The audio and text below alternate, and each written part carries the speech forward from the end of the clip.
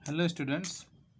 आज हम लोग क्लास 10 का फिजिक्स चैप्टर 10 प्रकाश परावर्तन तथा अपवर्तन का पार्ट 2 करेंगे।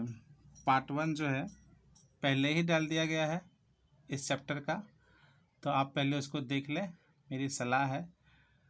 और उसमें जो है प्रकाश कवर किया गया है, प्रकाश का परावर्तन भी कवर किया गया है और प्रकाश के परावर्तन के नियम भी कवर किया गया। आज इस वीडियो में जिस पर हम चर्चा करेंगे वो जो बिंदु है या टॉपिक है वो है आपका दर्पण। ठीक है, दर्पण के बारे में चर्चा करेंगे। फिर अवतल दर्पण की परिभाषा, अवतल दर्पण की परिभाषा और अवतल दर्पण की चर्चा करेंगे। फिर उसके बाद उत्तल दर्पण की परिभाषा और उत्तल दर्पण की चर्चा करेंगे। उत्तल दर्पण और फिर एक जो बिंदु है वो है आपका दर्पण से संबंधित कुछ शब्द की भी चर्चा करेंगे। ठीक है, तो चलिए वीडियो को स्टार्ट करते हैं और दर्पण पर आते हैं। तो यहाँ पे पहले हेडिंग हम लिख देते हैं दर्पण।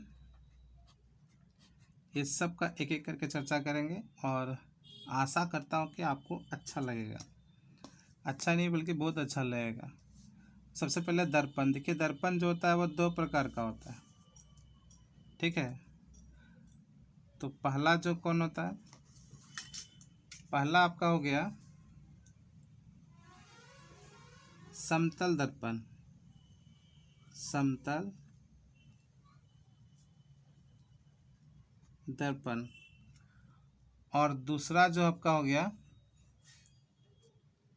गोलीय दर्पण। समतल दर्पण को इंग्लिश में प्लेन मिरर कहा जाता है और गोलीय दर्पण को इंग्लिश में स्फेरिकल मिरर कहा जाता है। ठीक है, तो समतल दर्पण के बारे में आप क्लास 8 में पढ़े होंगे। क्लास 10 में जो है वो आप पढ़ेंगे गोलीय दर्पण। अब गोलीय दर्पण भी दो प्रकार के होते हैं, जैसे एक आपका होता है अवतल दर्पण, दूसरा आपका होता है उत्तल दर्पण। ठीक है, अब अवतल दर्पण को इंग्लिश में क्या कहते हैं, कॉनकेव मिरर, और उत्तल दर्पण को इंग्लिश में कॉन्वेक्स मिरर कहते हैं। तो ये दर्पण जो है दर्पण के प्रकार हुए। ठीक है, तो इसमें जो है हम लोग अवतल दर्पण उत्तल दर्पण के बारे में पढ़ेंगे और थोड़ा सा गोलीय दर्पण को समझेंगे कि गोलीय दर्पण क्या है। तो देखिए गोलीय दर्पण क्या है, जैसे कि एक आप कांच का बॉल ले लीजिए। बॉल समझते हैं ना, जैसे गेंद होता है क्रिकेट खेलने वाला, और वो कांच का बॉल ले लीजिए और वो देखे होंगे कि आप पूरा वो क्या होता है, गोल होता है, चारों साइड से वो भरा होता है। तो वैसा जो दर्पण जो होता है उसको हम लोग क्या बोलेंगे, गोलीय दर्पण। ठीक ना, किसको बोलेंगे गोलीय दर्पण, कांच का बॉल जो होता है वो एक गोलीय दर्पण है, उसको मान लीजिए। ऐसे नहीं कि ये देखिए ये भी गोल ही है, ये भी कांच का है, लेकिन ये नहीं, ये तो सर्कल हो जाएगा क्योंकि ये चारों साइड से भरा नहीं है। और गोलीय दर्पण क्या होता है, वो चारों साइड से भरा होता है। ठीक, तो ये आपका हो गया गोलीय दर्पण। ये आशा कि आप समझ गए होंगे। अब हम लोग देखते हैं अवतल दर्पण को। तो अवतल दर्पण किसको कहते हैं, देखिए जब इस गोलीय दर्पण को आप बीच से काट दीजिएगा ऐसे, ठीक है, तो ये काट दीजिएगा, तो ये वाला जो पार्ट मान लीजिए इधर आ गया ऐसे, और ये वाला जो पार्ट है वो इधर आ गया, ठीक है।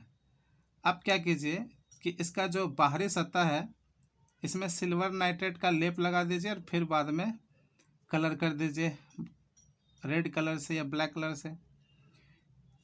तो ये वाला जो अपारदर्शक सतह बन जाएगा,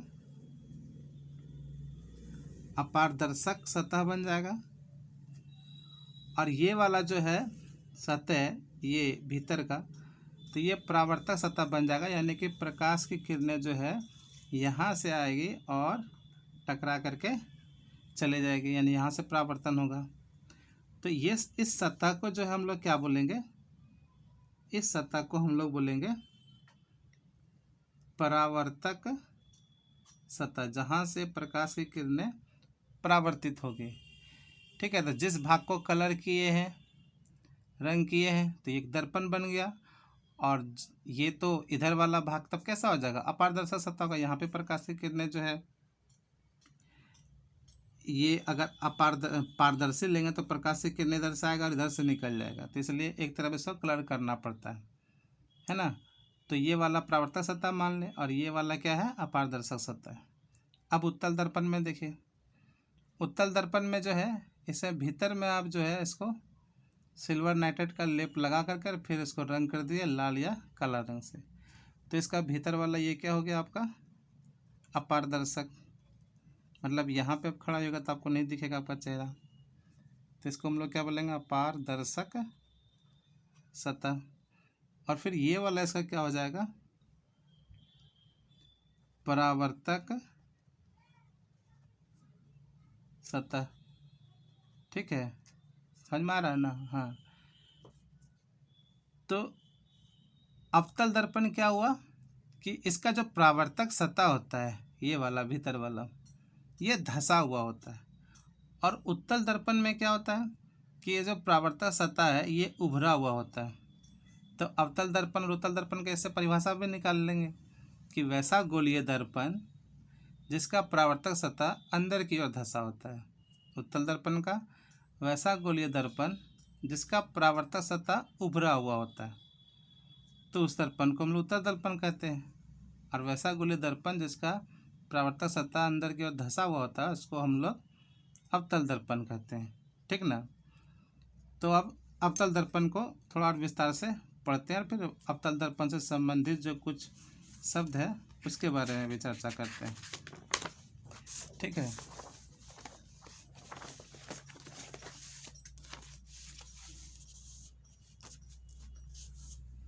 तो यहाँ देखिए आपका हेडिंग लिख देते हैं अवतल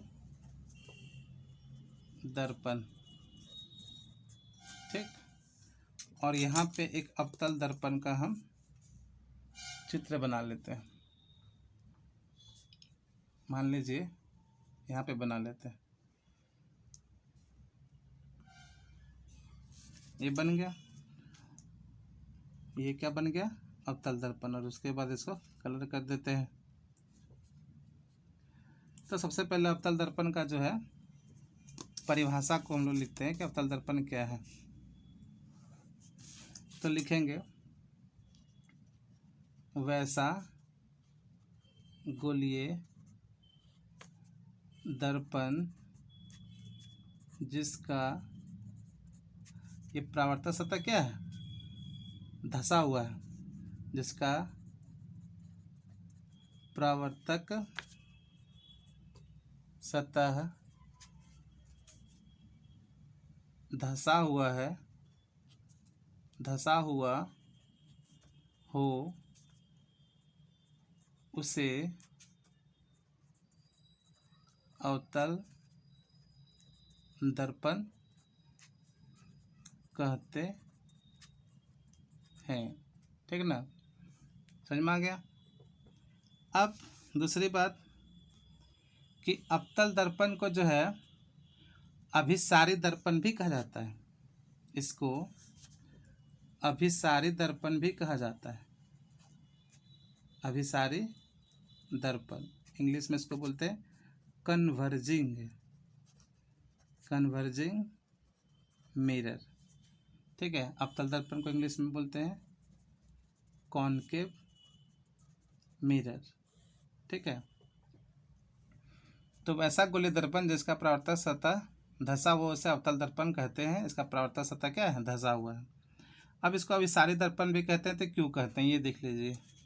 अभिसारी दर्पण ऐसा क्यों कहते हैं? देखिए इधर कि अब इसमें जो है थोड़ा इसको डिटेल में बताने के लिए यहाँ एक और दर्पण अवतल दर्पण को बनाते हैं एक दूसरा, फिर उसके बाद समझाते हैं कि इसको अभिसारी दर्पण क्यों कहता है, या फिर यही समझा देते हैं। देखिए, एक दर्पण के बीच एक मध्य बिंदु होता है जिसको हम लोग पोल कहते हैं, और वहाँ से एक काल्पनिक रेखा खींचा जाता है जिसको हम लोग मुख्य अक्ष कहते हैं।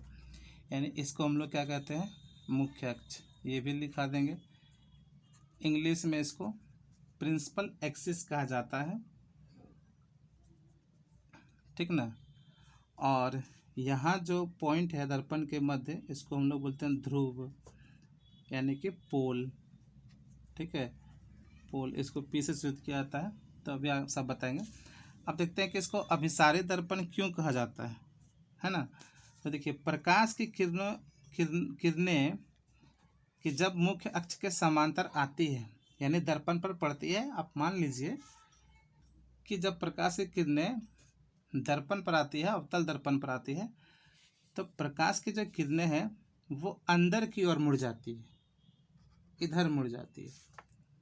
ठीक है, फिर एक और अगर ले ले तो जैसे ये देखिए, यहाँ पे प्रकाश की किरणें इसके समानांतर आई, और फिर ये भी क्या हो गया? अंदर की ओर मुड़ गया। तो ये प्रकाश की किरणें को क्या करती है? इकट्ठा करती है। आप नीचे से भी इसका एग्जांपल ले लीजिए कि जैसे मान लीजिए प्रकाश की किरणें आई, तो ये किधर होके जाएगी? ऐसे जाएगी। ये क्यों जाएगी अभी आगे हम लोग पढ़ेंगे, जब इसका प्रतिबिंब अवतल दर्पण में बनने वाले प्रतिबिंब का जब चर्चा करेंगे तो पता चलेगा कि यहाँ पे क्यों इकट्ठा हो रहा है। तो यहाँ पर भी देखिए कि प्रकाश की किरणें को ये इकट्ठा करती है, तो इसीलिए इसको हम लोग क्या बोलते हैं? अभिसारी दर्पण कहते हैं। ठीक है, ये प्रकाश की किरणें को अभिसारित करती है, यानी इकट्ठा करती है एक जगह पे, तो इसलिए इसको हम लोग अभिसारी दर्पण भी कहते हैं। ये आपको याद रखना है। इसे अगर हम लिख दें कि अभिसारी दर्पण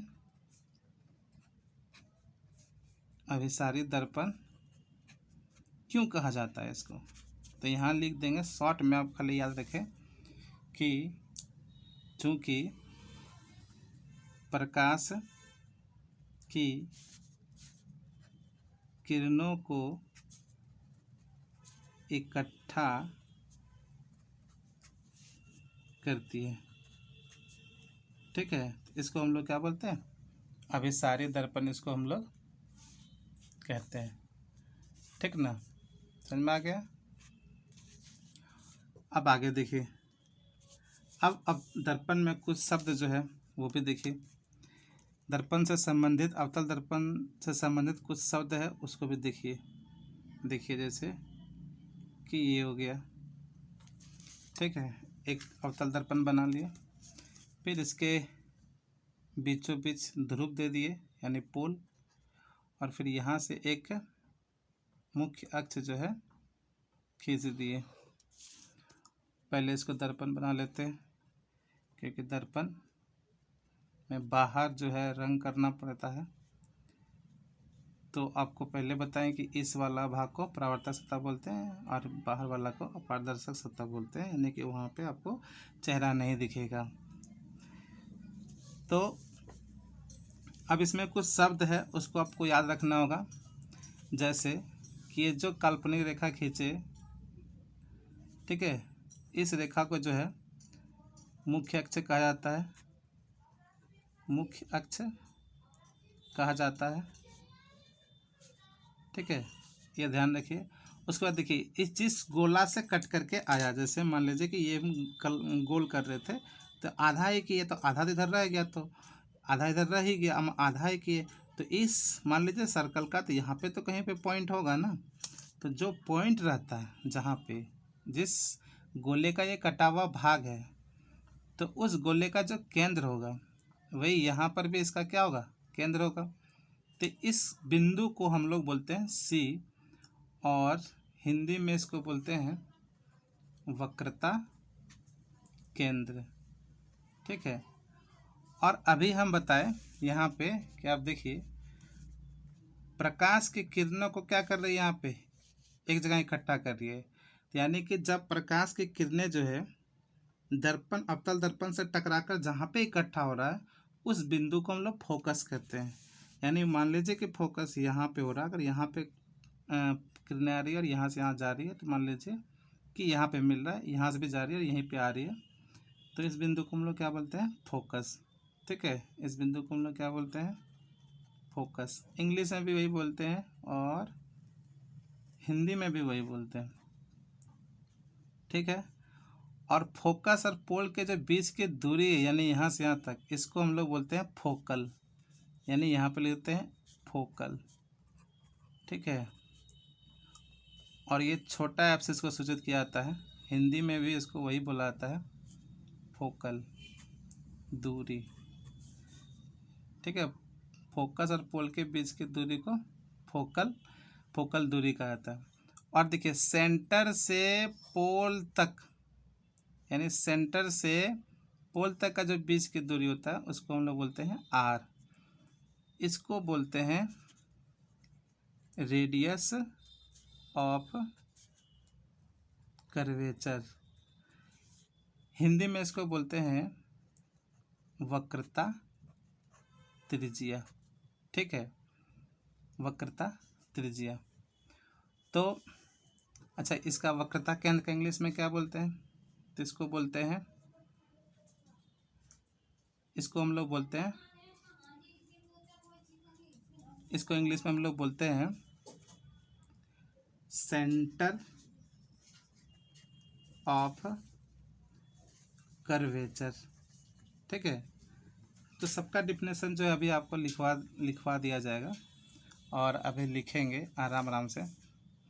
ठीक है। तो पहले आप देख लीजिए, उसके बाद तो जैसे कि आप फिर से एक बार समझ लीजिए कि ये अवतल दर्पण है और जिस गोलीय दर्पण का कटा हुआ भाग है उसका सेंटर रहा होगा कहीं ना कहीं बीच में, तो उसी को यहाँ पे हम लोग क्या बोलते हैं, वक्रता केंद्र बोलते हैं। फिर जहाँ पे प्रकाश की किरणें इकट्ठा होती है उसको हम लोग फोकस बोलते हैं। फोकस और पोल के बीच की दूरी को फोकल लेंथ बोलते हैं। सेंटर और पोल के बीच की दूरी को रेडियस ऑफ कर्वेचर बोलते हैं, वक्रता त्रिज्या बोलते हैं।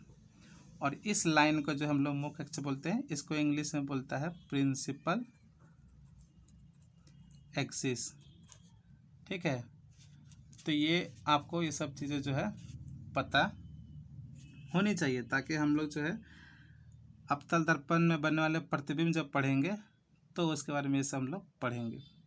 तो इसमें देखिए क्या कि हम अवतल दर्पण किसे कहते हैं, इसका परिभाषा, फिर इसको अभिसारी दर्पण भी कहा जाता है। क्यों कहा जाता है ये भी जान लें, क्योंकि प्रकाश की किरणों को इकट्ठा करती है, तो इसके लिए उसको अभिसारी दर्पण या कन्वर्जिंग मिरर जो है इसको कहते हैं। अब देखिए उत्तल दर्पण में, ठीक ना, अब उत्तल दर्पण पर चलते हैं। यहाँ पर लिखते हैं उत्तल दर्पण। अब उत्तल दर्पण के बारे में चलते हैं। तो उत्तल दर्पण को अगर अब हम बनाएं तो कैसे बनाएंगे, ऐसे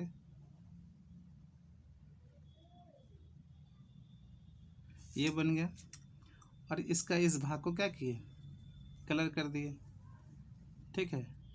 तो जब इस भाग को कलर कर दिए तो ये वाला हो गया अपारदर्शक सतह और ये वाला क्या हो गया, परावर्तक सतह हो गया। यानी प्रकाश की किरणें जो है यहाँ पे क्या करेगा, परावर्तित होगा। और फिर जिसमें जिस तरह अवतल दर्पण का जो है बीच में पोल माने थे, उस तरह उत्तल दर्पण में भी मान लेते हैं कि एक काल्पनिक रेखा खींचते हैं। और जैसे यहाँ पर वक्रता केंद्र है उस तरह यहाँ पर भी वक्रता केंद्र होगा। नहीं तो आप देखेंगे कि इसमें जो है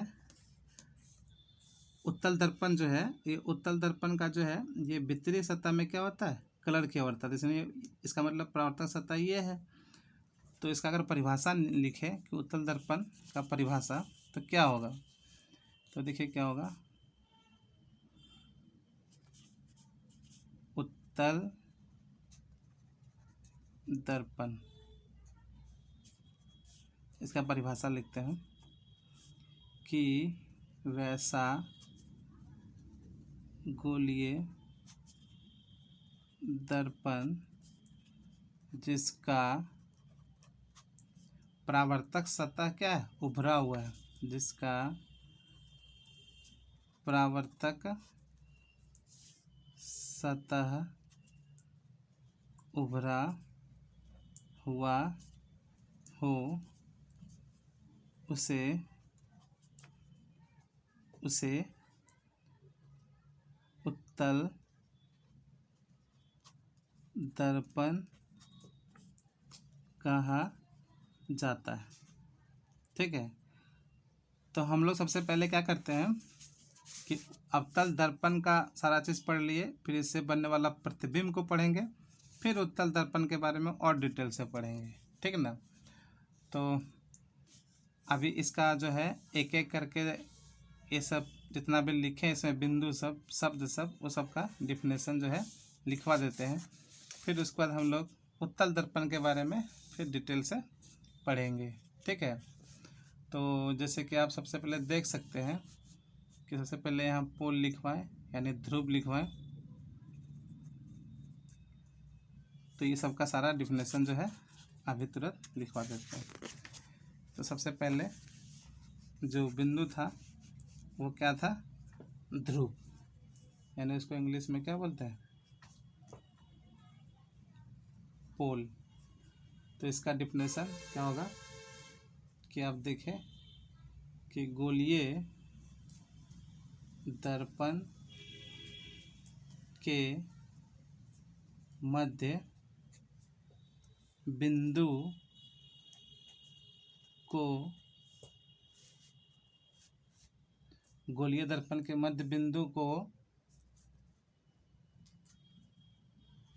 दर्पण का ध्रुव कहा जाता है। ठीक है, और इसे P से सूचित किया जाता है। ये हो गया एक परिभाषा हो गया मेरा। जैसे कैसे, जैसे ये मान लीजिए अवतल दर्पण बनाए और ये भाग इसका कलर कर दिए। ठीक है, तो यहाँ पर जो क्या था, पोल था, दर्पण का मध्य बिंदु को आप शॉर्ट में बोल सकते हैं कि अवतल दर्पण के मध्य बिंदु को क्या कहते हैं, पोल कहते हैं। लेकिन ज़्यादा बेटर अगर डिस्क्रिप्टिव क्वेश्चन आंसर अगर पूछा कि ध्रुव किसे कहते हैं, तो आपको ये पूरा लिखना होगा, तो आपको 2 मार्क्स जो है मिलेगा। फिर दूसरा क्या हम लोग पढ़े यहाँ पे, वक्रता केंद्र, जो बोले कि ये जो अवतल दर्पण जिस गोले का भाग होगा उसमें एक केंद्र भी होगा, तो वही इसका भी वक्रता केंद्र होगा। तो यहाँ पे लिखते हैं वक्रता केंद्र। तो वक्रता केंद्र किसको बोलते हैं, इंग्लिश में सेंटर ऑफ कर्वेचर इसको कहा जाता है। तो देखिए क्या लिखेंगे कि गोलीय दर्पण, ये गोलीय दर्पण जिस खोखले गोले का भाग होता है, उस गोले के केंद्र को वक्रता केंद्र कहा जाता है और इसे C से सूचित किया जाता है, C से सूचित किया जाता है। ये भी ध्यान रखना है आपको, ठीक है। इसको किससे सूचित किया जाता है? तो इसको सी से और इसको पी से, ठीक। तो वक्रता केंद्र हो गया कि गोलीय दर्पण जिस खोखले गोले का भाग होता है उस गोले के केंद्र को वक्रता केंद्र कहा जाता है, ठीक। तीसरा बिंदु जो आपका है वो आपका तीसरा बिंदु क्या है? मुख्य अक्ष। मुख्य अक्ष, मुख्य अक्ष पे देखिए, तो ये प्रिंसिपल लाइन है, ये क्या है? मुख्य अक्ष है। और ये एक काल्पनिक रेखा है। तो लिखेंगे प्रोसेस बाय कि दर्पण के ध्रुव तथा वक्रता केंद्र से होकर गुजरने वाली रेखा को मुख्य या गुजरने वाली रेखा मुख्य अक्ष कहलाता है, ठीक है। तो मुख्य अक्ष किसे कहेंगे? कि दर्पण के ध्रुव, तो ध्रुव यहाँ पे है, तथा वक्रता केंद्र यानी वक्रता केंद्र यहाँ पे है, ठीक है। तो दर्पण के ध्रुव यानी यहाँ पे है, तथा वक्रता केंद्र से होकर यानी वक्रता केंद्र से होकर यहाँ से गुजरने वाली जो काल्पनिक रेखा होती है उसको हम लोग क्या बोलते हैं? मुख्य अक्ष जो है कहते हैं। समझ में आ गया? अब तीसरा बिंदु क्या है? तीसरा आपका जो पॉइंट है वो आपका है फोकस। जो बोले कि प्रकाश की किरणें जब परावर्तक सतह से टकरा करके अवतल दर्पण में इकट्ठा होती है, तो जहाँ पे इकट्ठा हो रही है उस बिंदु को हम लोग क्या बोलते हैं? फोकस। तो आप क्या लिखेंगे? फोकस। अब फोकस के बारे में क्या लिखेंगे? कि मुख्य अक्ष के समानांतर, मुख्य अक्ष के समांतर आती हुई प्रकाश की दीर्घिकार होगा, प्रकाश की किरण दर्पण से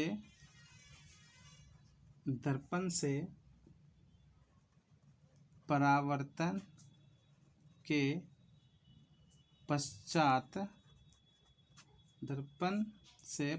के पश्चात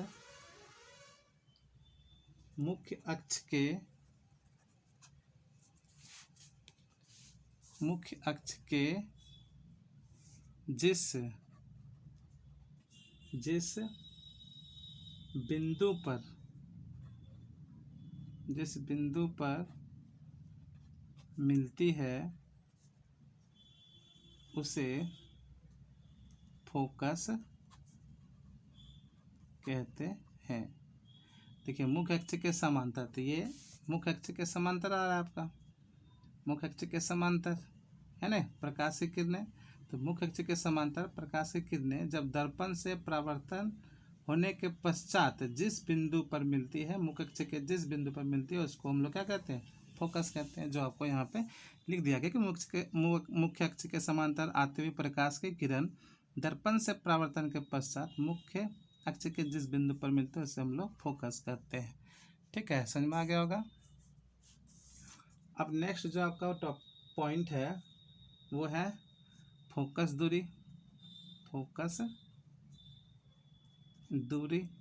यानी इसको इंग्लिश में फोकल लेंथ कहा जाता है।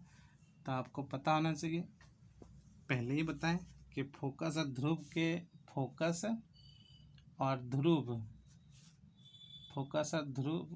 के बीच की जो दूरी है इसको क्या बोलते हैं? फोकल बुलाते हैं, ठीक है। तो फोकस दूरी किसको कहते हैं? तो इसमें आप लिखेंगे कि दर्पण के ध्रुव से, दर्पण के ध्रुव से फोकस बिंदु के बीच की दूरी को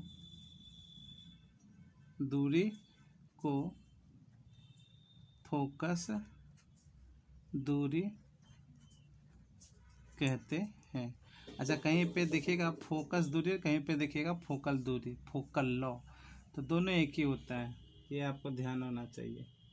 ठीक है, अब एक नेक्स्ट लास्ट आपका बच गया वक्रता त्रिज्या, जो यहाँ से यहाँ तक होता है, यानी सेंटर और पोल के बीच की जो दूरी होता है, यानी इसको हम लोग क्या बोलते हैं, आर, यानी कि वक्रता त्रिज्या। ठीक है, यह देखिए वक्रता केंद्र है और ये पोल है ना।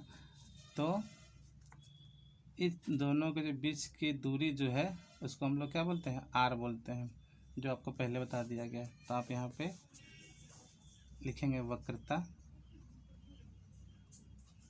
त्रिज्या, रेडियस ऑफ कर्वेचर। ठीक है, तो इसको लिखेंगे कि दर्पण के ध्रुव और वक्रता केंद्र के बीच, सॉरी यहाँ गलत लिखा गया, यहाँ पे देखिए, बीच दर्पण के ध्रुव और वक्रता केंद्र के बीच